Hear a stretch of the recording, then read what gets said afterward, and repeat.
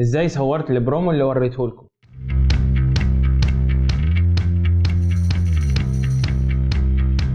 مساء الفل، ازيكم يا مليونيرات؟ عاملين ايه؟ في فيديو النهارده هقول لكم ازاي صورت البرومو اللي نزلته لكم قبل كده، ولو لسه ما شفتوش هسيبه لك في الاي اللي فوق واللينك بتاعه في الديسكربشن.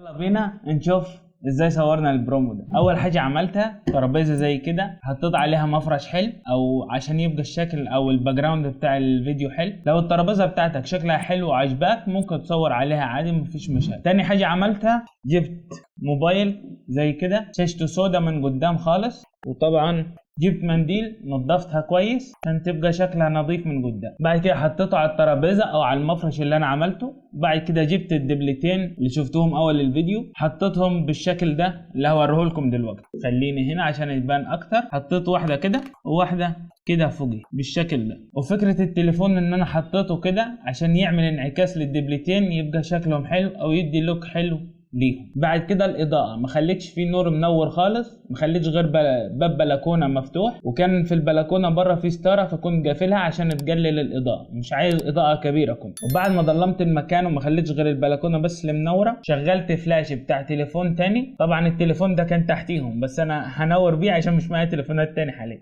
خليت حد يساعدني يمسك التليفون اللي منور الفلاش بتاعه ده ويتحرك فوقيهم يمين وشمال بالمنظر ده. وفي نفس الوقت انا كنت بالتليفون التاني اللي انا بصور بيه حاليا كنت بتحرك حواليهم عشان اصور المشهد بتاعي او الشوت بتاعي اللي انا عايزه.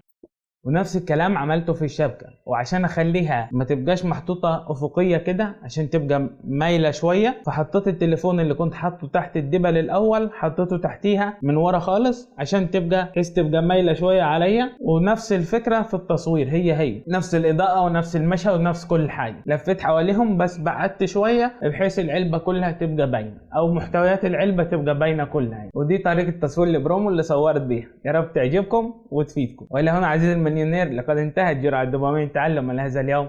نظركم في جرعة أخرى، إلى اللقاء.